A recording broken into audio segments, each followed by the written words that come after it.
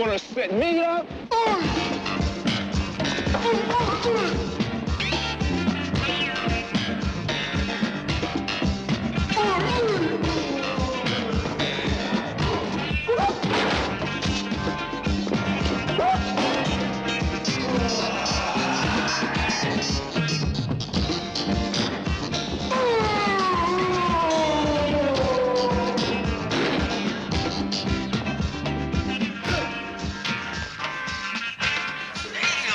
Yes.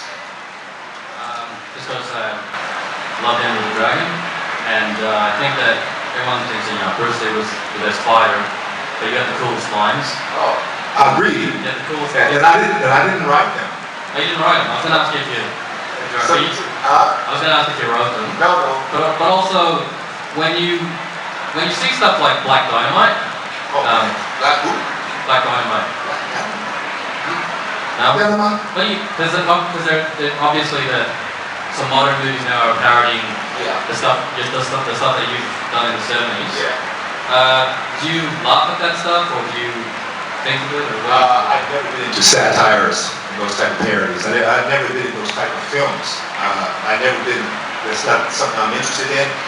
Years ago, there was a film called I'm Gonna Get You Sucker. I don't know if you guys saw that. That's the kind of situation. And I refuse to do those type of things because I think my stuff a little bit more serious than that. But like Dynamite, I don't know. I was just joking with you. The writer and director sent me a copy of that movie to look at because they were interested in working with me on another film. So I put the thing in the video, and after 1 minute, I had to take it out. I couldn't watch it anymore. I couldn't watch it. So I'm not into those type of things. It's not my style. Okay. Anything else? Jim, how are you? I was wondering, while you're in Australia, would you be appearing at any martial arts schools to give talks? No, I don't have any plan. I got to get back to the States right away. I got a pretty heavy schedule. I wish I did.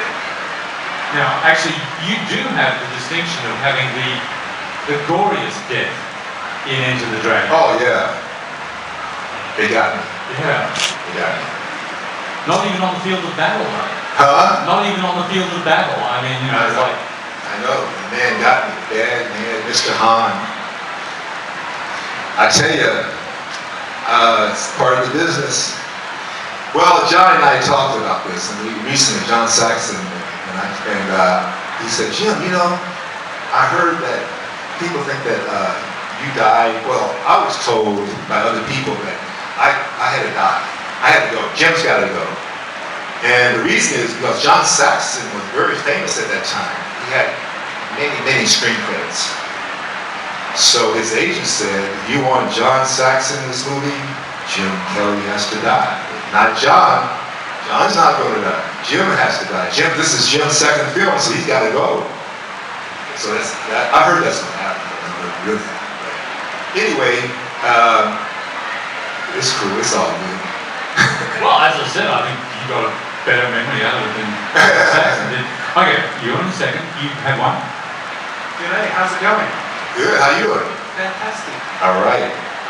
Just a question about what you like to do, with your personal projects right now, and what do you like to do with your personal projects right now and your acting and all that? Can you tell us a little bit about it? Yeah. Actually, like I said earlier, I've done like 20 to 25 movies, something like that. Pretty happy with all of them, maybe except for one. I get offered like 3 to 4 films a year, and the scripts are so bad, or my character's so bad, and I just can't do it. I just refuse to do it. If I get something good, a good script, I would do it. I want action. I love action, but I'm also concerned about what I put up there for kids too. So I'm very particular about what I get. Hopefully I get something good. I'd like to do something. Yes. How's it going? On that part, talking about the band. Yeah. You were a very quiet character, but very. Yeah. What's the question again, though? Did you have any input into the fight scenes? Were you able to? Yeah. Not the movie. The fight scenes a little bit because Bruce laid the fight scenes out. And he told me, he said, I'll lay your fight scenes out, but then you can change anything you want to, rearrange it, but you do whatever you want to do. But he had everything laid out for everyone. So if we wanted to change this and change that, we could do it. The acting scenes? Yeah. He gave us that flexibility. Did you know they're planning an arena spectacular theatre production event in the director? I heard something about that. Yeah, we had a guest last year involved in it. So, here we go. Hey Jim. Hey. I was just wondering, a lot of people consider the Tattoo Connection or even especially Hot Potato to be like a Black Hawk Jones Part 2. I was wondering if there's actually any official connection between the films? Yeah, there is. With Hot Potato and Black Belt Jones, same producer, same writer, same director. That was part of I had a 3-picture deal with Warner Brothers. After Enter the Dragon, they signed me to a 3-picture deal to star in 3 films for them, plus an optional TV series. Terrible deal. They got me. They got me real good. But anyway, that's Hollywood. Hot Potato and Black Belt Jones were part of that 3-picture deal. So they were closely related. Tattoo Connection was billed some places as Black Belt Jones 2. That's not true. That's just a whole different thing. They just did that. And Tattoo Connection had nothing to do with Warner Brothers. Hello, Jim. What was it like working on Black Samurai with Al Anderson? Oh man, how many people know who Adamson? Adamson is. He was the director. He had a horrible death. You know about his death? Oh man, that's what nobody wants. Al was a very good guy. I mean, he was like one of those very low-key directors, just sitting back and just low-key director. And I did 2 films with him. So I really enjoyed working with Al. And I'll tell you guys what happened to him. He lived in Palm Springs, and he had a contractor working for him, working at his house, and the contractor took advantage of his credit cards. So Al found out about this, and he approached the guy about it. So to make a long story short, the contractor took a brick and knocked him in the head. Just knocked him out a little bit. And then he buried him alive. Buried him alive. Unbelievable. So I was asking one of his best friends, well, how do you know this? He said, well, when they caught up with the guy, they caught him in Texas, and then he admitted to the whole thing. He said he wasn't dead, he was just buried alive purposely. I don't know about you guys, man, but that's one of my worst nightmares. He buried alive. Okay, you go ahead. Next one here. G'day, Jim. I was just wondering, what was Bruce Lee like as a person? Good question. That's one of the top questions I usually get. Bruce was a very passionate, highly motivated, and a very good person. Very good person. He liked to play games. He liked to play a lot of little tricks and little games.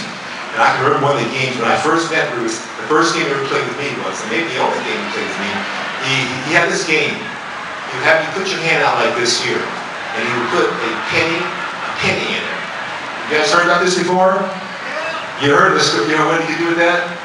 Yeah, he put a penny in my hand. He said, Jim, okay, I want you to hold the penny, and close your hand before I can jerk it. So he'd be about, reach out like that, grab it. So I'm holding the penny in my hand. He said, you close it before I can grab it. I'm going to grab this penny. I go, you can't. So anyway, he goes for the penny, I close my hands like that. He said, okay, Jim, give me my dime back. I open my hand. He had taken the penny and put a dime in my hand. That's a true story. This is no bullshit. Oh, excuse me. This is a true story. You know, he had all these little games. You know, very interesting guy. But can you imagine how fast that is? To be able to do that? It's pretty quick. Okay. My super goal was going to be to become an actor, and my goal under that was going to be become world karate champion. because I was going to use that to get the movie business. So I laid out my game plan and what it was going to take me to become world karate champion and what it was going to take me to become an actor. And so happened, everything fell in place. So it's all about goal planning. Set your goals and lay your game plan out. Yes, I really enjoyed Hong Kong. The problem was that I was only supposed to be there for 3 weeks. And I ended up there 3 months on Enter the Dragon. 3 months. I got real homesick. I couldn't even get a cupcake. I couldn't get a Twinkie. I couldn't get an American magazine basically at that time. I mean, it was kind of, and the food was different. They had a place in Hong Kong called Jimmy's Steakhouse, and you get really good American food. But Hong Kong was really different then. I mean, they didn't have the subway. It's completely changed. But even then, that was a great place to visit. So much fun in Hong Kong. I really did like Hong Kong. Now, I mean, we focused a lot on Enter the Dragon and you spoke about some of your other movies. What do you feel has been your best work? Oh, okay. My favorite film of all the films I've done is Black Belt Jones and Tattoo Connection. Especially for fighting. Tattoo Connection and Black Belt Jones.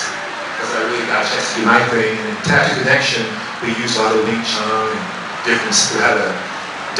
I used different styles in Tattoo Connection. But those are my 2 favorite films. Of course, Enter the Dragon really put me out there, but I have to also say my first film was my favorite film too, because that's what really got me out there. The very first one, that's the hard one to get, it's the first one. How many people, do we have people in here that plan on would like to get into stunt work or movie business or acting? Or just, no? Anybody? No? Okay. All right. Questions? Here we go. Sorry. With Black Belt Jones, are you aware how much influence that it had on yourself and the music from the TV show, the influence it had on hip-hop culture? Yeah. Are you very aware of that? Yeah, I'm pretty much, yeah. I fool around YouTube a little bit. You know, you see all this, it's amazing what they're doing now. And have you seen Afro Samurai? And did anyone sort of consult you on that movie in terms of, do you feel that was kind of very based on your own character? I mean, that's how I feel when I saw that. Samurai. Yeah. That's with. It's Samurai. It's like an animation movie. Oh yeah. They approached me about that. They didn't want to pay me anything though. They're cheap. You know, it's unbelievable. I don't even tell this money they approached me with. There was nothing, man. I mean, they thought it was going to be this way. Nothing? No. Yeah, they did approach me. Yeah, and we couldn't make a deal. They were just too far off. And I wasn't trying to get a lot of money. I just want to be fair. Yeah, so they did approach me about that. Have you noticed, I mean, you said you've seen a couple of recent movies. For instance, the style of stunt fighting in the 60s compared to stunt fighting in films and television now. Yeah. What have you seen as the evolution in the martial arts film compared to, say, Enter the Dragon and things like that? Is what's being portrayed on screen now very different to what it was then? And what do you think that evolution is? Well, yeah, it depends on the film, though. It depends on the films. But in the Dragon type fighting and during that time, it was much more realistic, as you all know. We were trying to make that as real as possible. You always want to have certain little things in movies that you speed up the camera, slow the camera down, whatever they do. And you know, you saw Bruce do his flips. You know, I did flips in my movie Black Belt Jones. It wasn't me, it wasn't Bruce. It was our double, stunt double. I mean, the flips in the air, gymnastic stuff. So the rest of the stuff in our movies in the 70s, we try to keep it as real as possible. And I just can't relate too much to some of the films today. I just can't relate to it too much. I wouldn't do it. I try to keep it as real as possible. Okay. We've got a question over here. Hey Jim. Hey. What's your take on mixed martial arts and traditional martial arts these days? Oh, I'm glad you brought mixed martial arts up. That's cool. What's the question? What's your take on him? What's your take on it? What's your take on it? What's your feelings about it? Oh, okay. How many people here into mixed martial arts then? Raise your hand. Okay. Okay. Mixed martial arts. I have instructors company come up to me. They said, Jim, mixed martial arts is killing my karate studios. It's killing. I said, what do you mean it's killing your karate studio? They said, well, Jim, they come to my karate, kids come to my karate studio now. First thing they ask me, how quick can you teach me how to break somebody's arm? How quick can you teach me how to choke somebody out? You know, and that's what they want to learn. He said, these instructors I know, they're trained in traditional martial arts. Kids today or people, they just want to know how quick they can choke somebody out or take somebody down. Put a double arm bar on, double arm bar on. So, yeah, it's different. I think it's all good though. Traditional martial arts is very good. It teaches you certain things. Mixed martial arts, very good.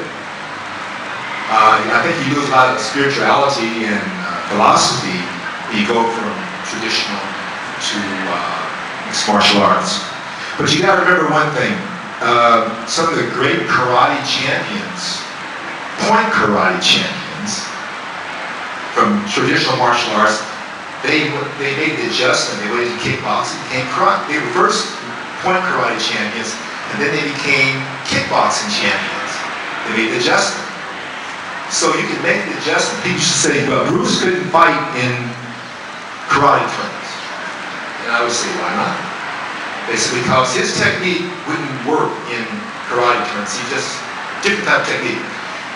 I'm sure he had techniques that wouldn't count in regular karate tournaments, but he could make the adjustment. Bruce made the adjustment. He sparred with point karate champions, just like for point karate system. So he could make the adjustment. Bruce Lee definitely could make the adjustment if he wanted to make the adjustment. So, yeah, I like both mixed martial arts and traditional karate. Yes? Well, we've got time for one last question. And what's it like then compared to some of the stuff these days? Well, to prepare, you see, as an actor, no matter if you're an actor, especially if you're an action actor, you always try to stay in shape. You always try to stay in shape, but you never know. Your agent could call you, and you could be out on set within 5 days. So you gotta stay in pretty good shape all the time. But for me personally, training with the Dragon, I was in really shape at that time because I had been training quite a bit. But my character itself, what do you think my character in the Dragon might have been based upon? I had to pick a real character in life. Anybody ever thought about that one? William, what was Mr. Williams? William, sorry, who said that? Me. That's it. Ali, Muhammad Ali.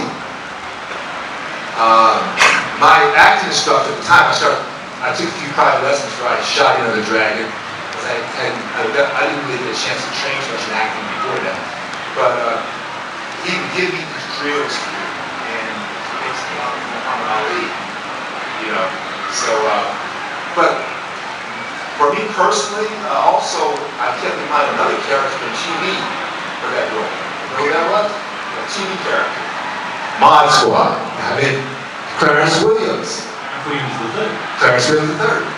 So I used him too to give that character. So Clarence Williams and Muhammad Ali. Because when I was in Hong Kong, all the kids and people on the street thought I was Clarence Williams anyway. They like, oh, Mod Squad. Okay, anything else? I started martial arts when I was 18 years old, actually.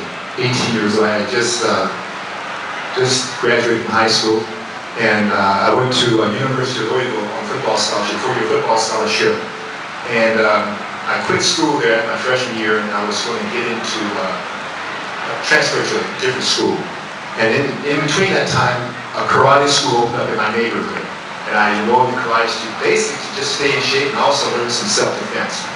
So, but once I got into it, I was hooked right away. I was hooked.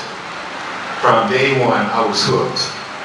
And as for all the way up until I got in the movie business, especially up until I won the world championship. That's all I did. Eat and sleep martial arts. That was it. That was my life, basically. I mean, some of the guys going out on dates on weekends, I was in the JoJo working out. They couldn't figure that one out.